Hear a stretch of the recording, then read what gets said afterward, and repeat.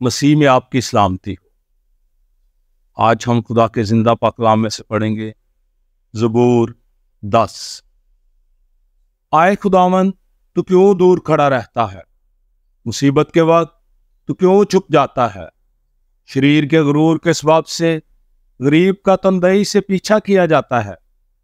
جو منصوبے انہوں نے باندھے ہیں وہ انہی میں گرفتار ہو جائیں، کیونکہ شریر اپنی نفسانی خواہش پر فخر کرتا ہے اور لالچی خداوند کو ترک کرتا بلکہ اس کی اہانت کرتا ہے۔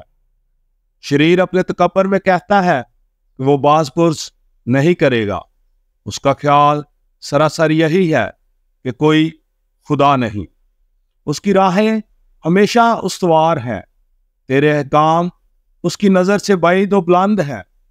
وہ اپنے سب مخالفوں پر پنکارتا ہے۔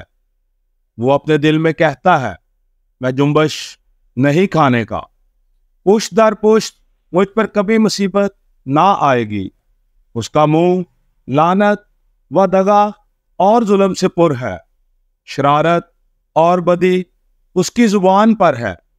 وہ دیہات کی کمین گاہوں میں بیٹھتا ہے، وہ پوشیدہ مقاموں میں بے گناہ کو قتل کرتا ہے۔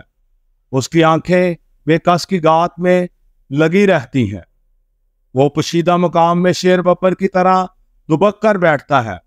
وہ غریب کو پکڑنے کو گات لگائے رہتا ہے۔ وہ غریب کو اپنے جال میں پھنسا کر پکڑ لیتا ہے۔ وہ دبکتا ہے، وہ جھک جاتا ہے، اور بے کس اس کے پہلوانوں کے ہاتھ سے مارے جاتے ہیں۔ وہ اپنے دل میں کہتا ہے، خدا بھول گیا ہے۔ وہ اپنا منہ چھپاتا ہے، وہ ہرگز نہیں دیکھے گا۔ اٹھ ہے خداوند، آئے خدا، اپنا دائنا ہاتھ بلند کر۔ غریبوں کو نہ بول۔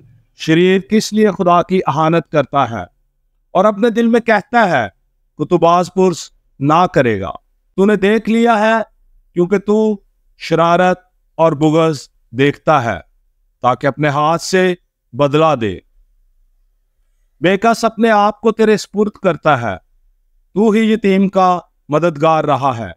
شریر کا بازو توڑ دے اور بدکار کی شرارت کو جب تک نابود نہ ہو ڈھونڈ ڈھونڈ کر نکال۔ خداوند ابدال آباد بادشاہ ہے، قومیں اس کے ملک میں سے نابود ہو گئے۔ آئے خداوند، تو نے حلیموں کا مدعا سن لیا ہے، تو ان کے دل کو تیار کرے گا۔ تو کان لگا کر سنے گا کہ یتیم اور مظلوم کا انصاف کرے، تاکہ انسان جو خاک سے ہے پھر نہ ڈرائے۔ خداوند کے پاک کلام کا پڑھا اور سنا جانا ہم سب کے لیے باعث برکت ہو۔ خداوند آپ کو اپنے کلام کے وسیلہ سے برکت دے، آمین۔